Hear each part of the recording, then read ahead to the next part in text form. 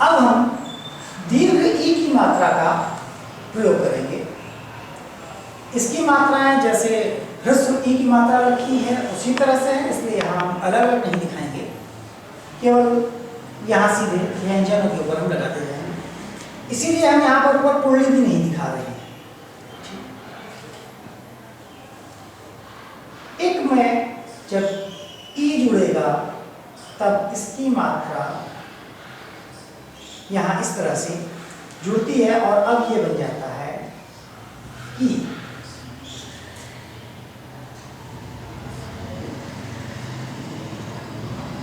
ण को ई बनाने के लिए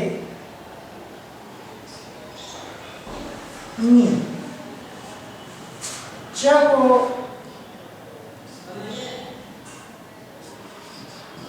ची बनाने के लिए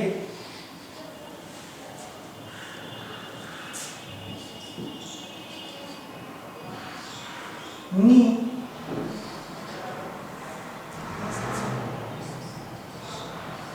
टी के लिए हम यहां से जोड़ते हैं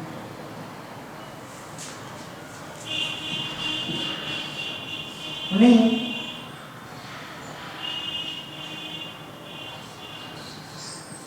नी, ती,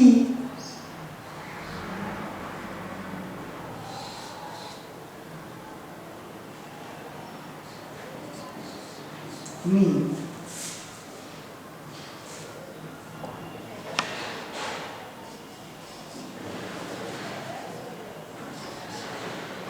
पी,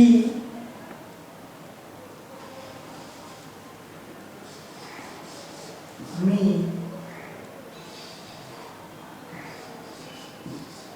जी, री,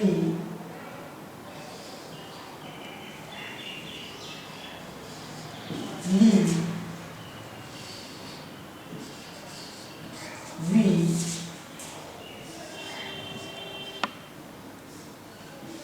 ली,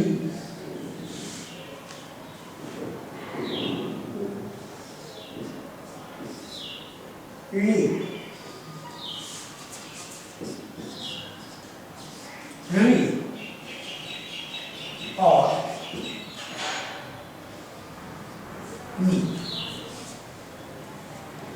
ह्रस्व ई की ही तरह उन्हीं स्थानों पर दीर्घ ई की मात्रा इस तरह से जुड़ती चली जाती है। तो यह कोई बहुत अधिक मुश्किल नहीं।